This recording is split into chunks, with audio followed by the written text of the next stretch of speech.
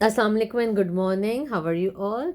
This is today is 11th August 2021 and the day is Wednesday. This is your Urdu literature period. आज हम कारवान उर्दू से हम पढ़ेंगे.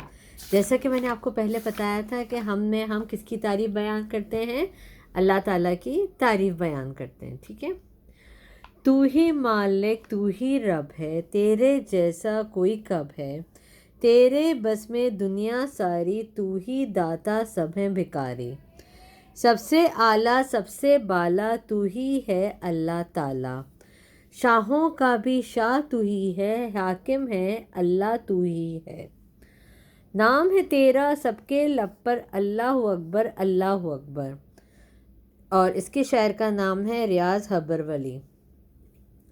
हम में अल्लाह ताला की ये तारीफ़ बयान करते हुए शायर कह रहा है कि वही हमारा मालिक है, वही रब है. हमारा मालिक और रब कौन है? अल्लाह ताला है. और इस जैसा अल्लाह ताला जैसा कोई भी नहीं है. सारी दुनिया अल्लाह ताला के बस में है. वही हमारा देने वाला है और हम उसके कौन हैं?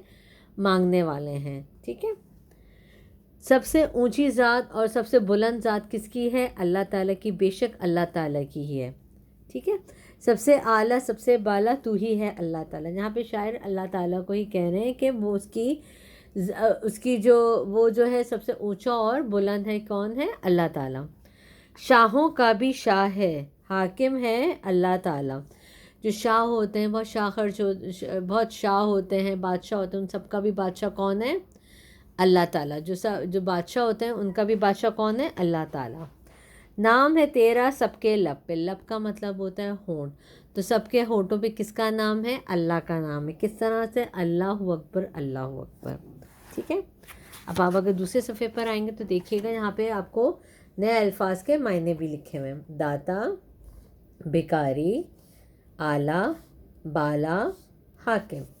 दाता का मतलब होता है देने वाला. भिखारी का मतलब होता है फ़कीर, भीख मांगने वाला.